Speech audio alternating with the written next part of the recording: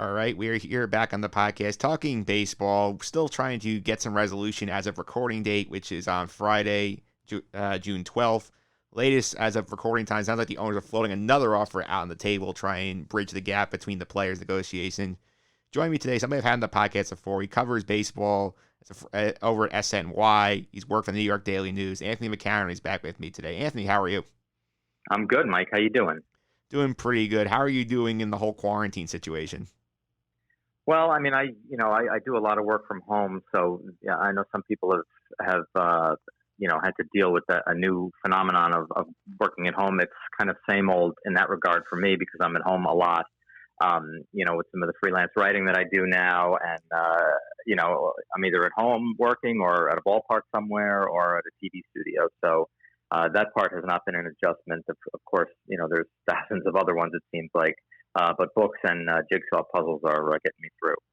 Yeah, I've done a lot of reading as well. I do have Jared Diamond's book, The Swing Kings. I still have to read that. Looking forward to that.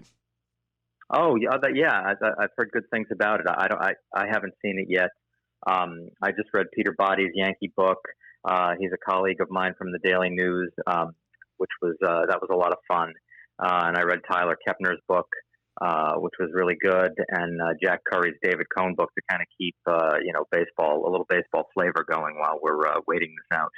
Yeah, we are waiting this out, and I will say, like, as a baseball fan, just seeing the tone these negotiations are taking on, I just feel it's just so depressing. Like, what is your opinion, man? Like, seeing these negotiations just occur in the background, basically getting Twitter leaks from people like Ken Rosenthal, Evan Drellick, and the like. Well, I mean, look, it's difficult. It's a difficult time for baseball, obviously, and what they need to do going forward here. But they're really unlikable right now, both sides, and that's not a good position for them to be in. To me, this whole negotiation about getting things going again has too much of a flavor of settling old scores, marking territory for the CBA negotiation that comes after it expires after 2021. And not enough about like, wow, this is a crazy year. This isn't going to be a normal season, but we have to get some baseball in and get it going and give people something to watch on TV. I mean, this to me was a unique opportunity for baseball to seize some new fans, perhaps try some things on the schedule, in terms of the game because the season would be so truncated. And it sort of dissolved into this, like you mentioned, leaks to reporters that get out on Twitter, and then they're negotiating, and nobody's happy. They're mocking each other's proposals on social media. It's a bad look, and I'm sorry if the sides have long-standing distrust. I get it, but that's their problem, and they've turned it into like a baseball problem that's in public now. When all we want to do is watch some games on TV. Yeah, I would agree with that because I think the symbolism of the season starting on July 4th would have been fantastic because you could have had basically a month to yourselves before the NBA and the NHL came back in the mix, and they just threw that away. And I feel like it's just doing so much damage to this sport right now, just fighting out the money. Yeah, I agree. And, the idea that, look, I mean, once they figure out what they're going to do, I mean, the pandemic is, the coronavirus is going to have an impact on what happens too. I mean, that's nothing that they can control. So the idea to me of getting and doing as soon as possible is something that they should have been paramount, had in the forefront there, and they didn't do it. And every time we see another proposal, and there's going to be another proposal. The players aren't coming off 100% of their prorated salaries, or at least they haven't so far, and they've been pretty clear about it. And if we're going to ultimately get the commissioner to declare, which he has the right to do as per their March 26th agreement, to declare a 50-ish game schedule, then let's just get to that and get it started and get going so we can, maybe avoid the second wave of potential second wave of COVID-19 wiping out the postseason, which is obviously a big moneymaker for MLB. So, just get it done. I mean, enough. Nobody cares about either side's problems, wants. They just need to get something done. I think they do. I do feel like also they're overestimating the patience of their fans. I think both sides feel like, well, we'll prove we're right, and then baseball comes back. People will care. People will forget about all this and just be happy the games are on. But I saw on Twitter recently, Evan Roberts ran a poll from WFAN, and he said basically that 50-something% of the fans at this point would just say, you know what, like, just screw baseball. And I don't think they care enough that the fans are getting fed up by this. Well, then they're going to have to prove it, because they didn't prove it after. There was a lot of anger after '94, and what happened then? No World Series and all of that strife. And it took a long time for fans to come back, but they eventually came back to the point where baseball is a $10.7 billion business. I believe that was the reported revenues for 2019. And, it took, I think, I looked up a stat the other day, it took like 12 years for average attendance after 94 to get back to 94 levels afterward. Now, that's a long time, but fans eventually came back. The lords of baseball, they know these things. And I imagine that they are looking at the fan anger that they see right now, readily available, as you say, on social media, and saying like, yeah, you'll be back. Because, I mean, let's take the Mets, for instance. If you're a Met fan and the next Pete Alonso comes along in 10 years, someone who, injects such excitement into a franchise, you're not going to come back. You're going to stay mad at baseball all that time, and then you're not going to peak at Pete Alonso too. I don't know. So, I mean, I wish they were more, I wish they held their fans' passions and loyalty in better stewardship than they're doing. But there's precedent for them to say, like, yeah, we're going to do what we want to do. You'll be mad for a while, but you'll be back. Yeah, I also think they're underestimating the fact that their average fan base, the age, is very old for the baseball fan compared to like an NBA fan or a football fan. I do think they're having a lot of trouble attracting the young generation. Stuff like this is not helping. No, you're right, and they have other problems too that they've now added contentious negotiations to, in terms of teams tanking, pace of play that they have not been able to solve. And those kinds of things. And you're right. I mean, the average age it's an aging fan base for baseball. And, is this would have been, this goes back to their whole opportunity thing. I mean, what if Joel Sherman of the Post wrote something about how, that I thought was really good, about how, baseball would have had a chance to, put the runner on second in extra innings this year, because it's it's so wacky of a year anyway. Why not experiment and see if any of these things, that changes that they could make that might affect pace of play would really grab fans and be something that fans would get excited about. We'll never know with them swinging away over percentages at each other. But yeah, there's all kinds of problems that are in the game. And you would think that with these things sliding the way they are, that they would pay more attention to the fan anger. I think or at least you wish they would. Sorry. Yeah, I do wish they would too, and I do feel like that the tone we're getting these negotiations, even if we get a deal, to me it kind of feels inevitable that we're going to end up with like a work stoppage after the CBA expires in 2021. I just feel like we're primed for the owners staging a lockout, try and get more financial control of the situation, and the players they're not going to go for that. Whatever happens this year with this season, and there will be a season. I mean, the commissioner Rob Manfred guaranteed it the other day, and before the start of the draft on TV. 100% there'll be a season, and he's right, because he's the one who can say, okay, we're playing this 50-game season, let's go. You'll get your full prorated money, and we're playing. And but whatever happens this year, the negotiations after 2021 are going to be bloody. And I feel like that is sort of injected a little bit into the rancor of all this sort of talks between the two sides, because they're positioning themselves.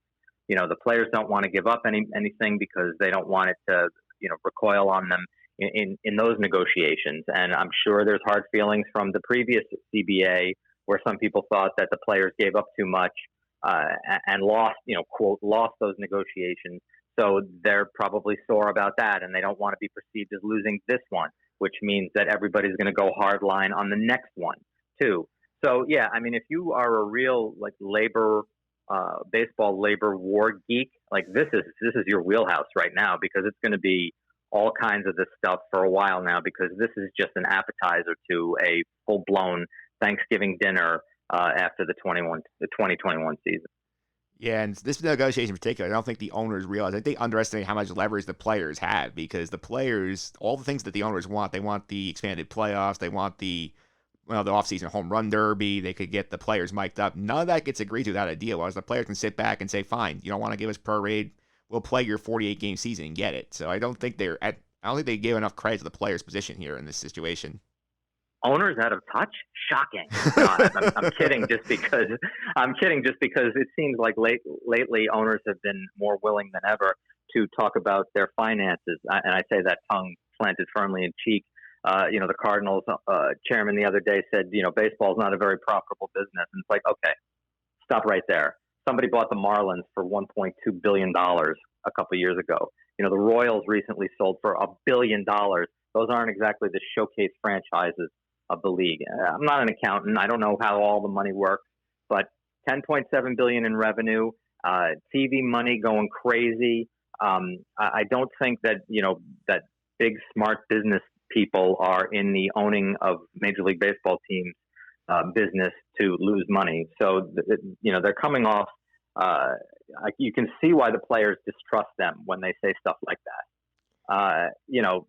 And look, the players do have leverage, but the owners have leverage too. They know that the players have short careers and that they can't do this the rest of their lives.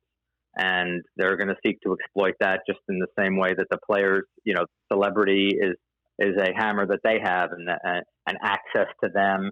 Like you mentioned with the miking up of players. I mean, you want to get younger fans to pay attention to the game.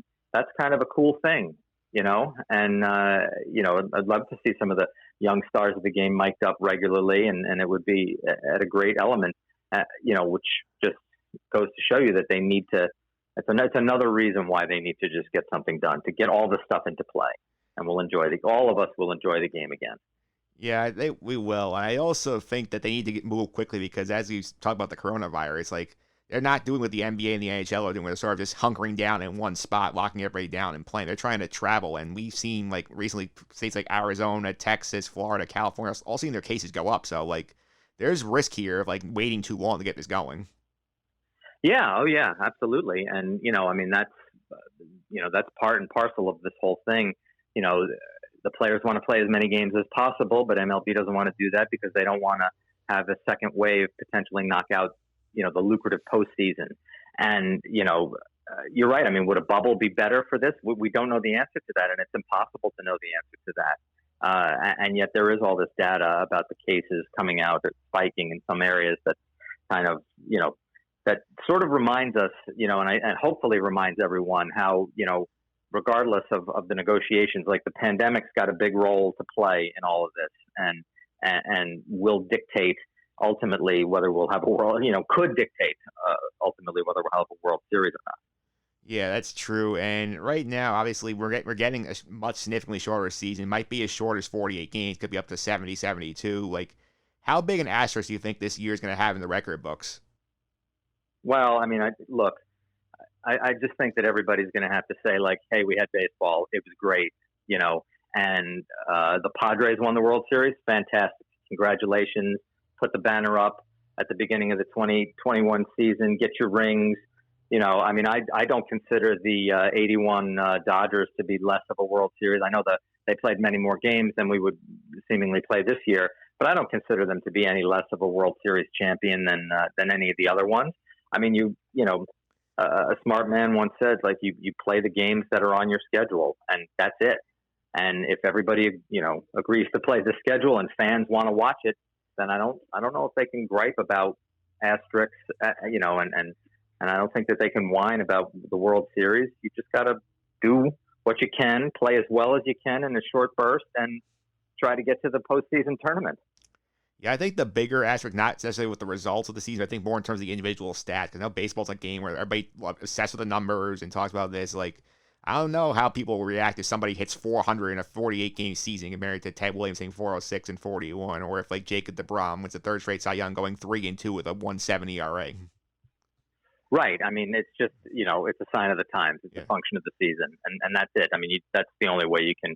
I don't know about you can't really gnash your teeth over that so much because, they didn't have the opportunity to do it, to do more. And maybe they would. That's why I think it's fascinating, who would win the World Series, because you could, as we look, it's been the Nationals record last year after 50 games, as we all know, 19-31. They couldn't sniff the World Series, and now they're defending champions. And, what if some bad team has the best 50-game stretch in their franchise's history. I think that sort of fills in the gaps that of dissatisfaction that we may have about a guy hitting 400 or not, because we might see something crazy in terms of a team. We're so used to the season playing out over such a long period, and one hot month, can make a season, but it's not like you have a hot month and you're guaranteed of doing something great. Now you gotta have a hot month, you might find yourself in the playoffs and see what you can do.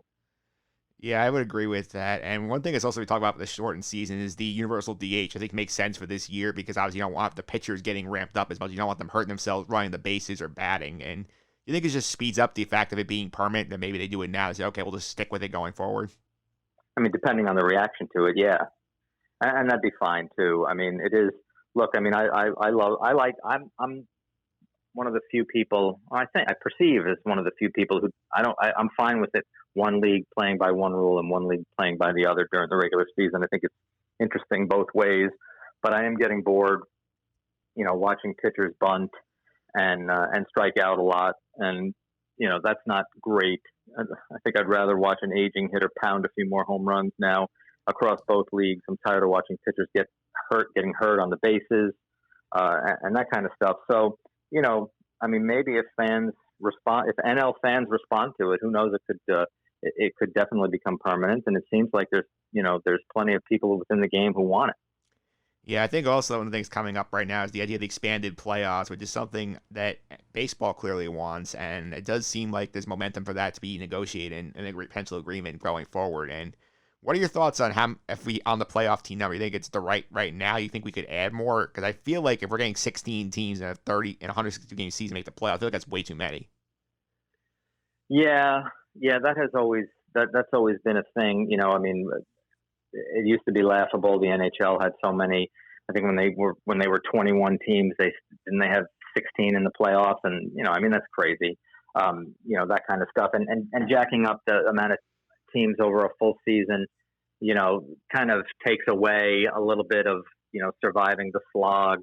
I don't know, but this by the same token, like the postseason games are so tense and high excitement for the most part that it is fun to see more of them. I think right now they're on a good number after a full season. But more playoff teams means more playoff games, which means more playoffs on TV and more playoff cash. So follow the money, and that's where we're headed. Yeah, I think that's where we're going. And before we wrap up, I want to touch on the two locals for a minute. And honestly, I'm a Mets fan. You know this. I think the Mets are actually better off in a shortened season than they would be if they played the full 162. You think they would have a better shot this year than if they actually played the year from the start? I agree that a shorter season is better for the Mets, and I'll tell you why. Ever since last season, when they finished so well, I think every Mets fan on the planet has said, "Yeah, that's the Mets." The team that went, I don't remember what the record was, 40-25 or something along those lines at the end of the season. Well, they all forgot all those players were playing, or most of them were playing when the team was a huge disappointment early in the season. But I do think that they have a tremendous amount of talent and enough to get a hot streak going, even without Syndergaard, where they can get going and get themselves in playoff position. So I like their chances as a playoff team in a shortened season. And it could be a lot of fun if they can generate that same sort of heat they did at the end of last year. Yeah, I think just for, obviously, you're getting Jacob deGrom and Marcus Stroman starting a great percentage of the games, which I think will help. And also, they are well-positioned of anybody in the National League to use the universal DH because that gets Yoenis Cespedes in the lineup without having to worry about him playing the field, injuring himself. Yeah, I mean, I'll believe he plays in a major league game. Just a rule here that he plays when he does play. But yes, and if they, even without Cespedes as a potential DH, they've got other guys. I mean, Dom Smith at bat would soar in that case, and that would be a fun thing to see because I enjoy watching him play. But yeah, they are definitely set up well in that regard too. I mean, NL teams don't generally build their teams with a potential DH involved. And the Mets roster construction has ample DHs to choose from. And if Cespedes is healthy, he certainly is a big factor there. So yeah, they've got a lot of things going for them. And you're right. I mean, Jacob deGrom starting, whatever it would be, 20% of the games is a good start too.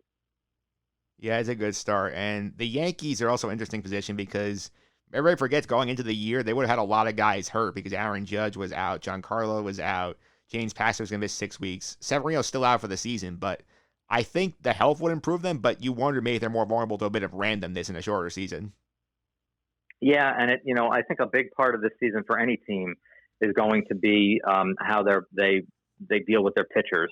I mean, obviously that's a big part of every season. There's nothing new about that, but this is a new animal. The pitchers went through much of spring training and then it stopped, or a big part of spring training. Then it stopped. They went home. Now they're sort of getting ready to go back into a spring training scenario. How did everybody do maintaining, and did they maintain in the right way, even if they did follow things religiously and diligently?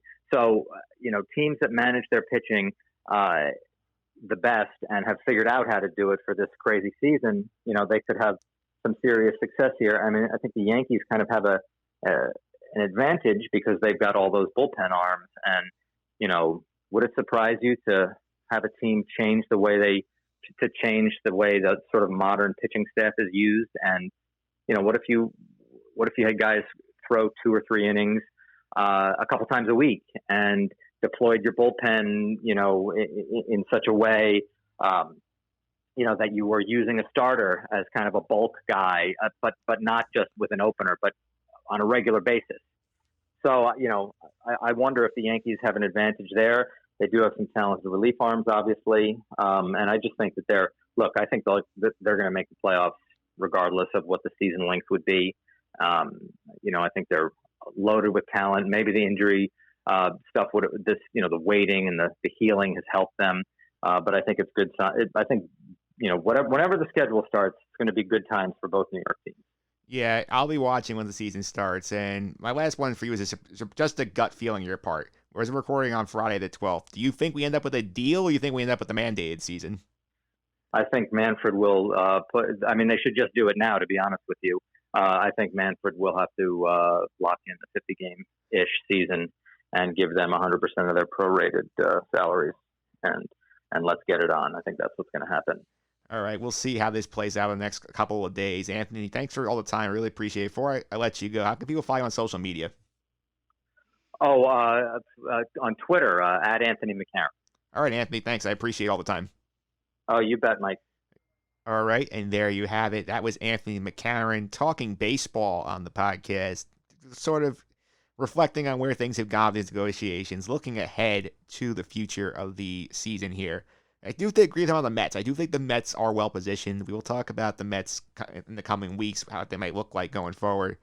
But up next, we will skip ahead in time. We will talk to our legal correspondent, Phil Wright, about the outcome of the situation with the baseball negotiations right after this.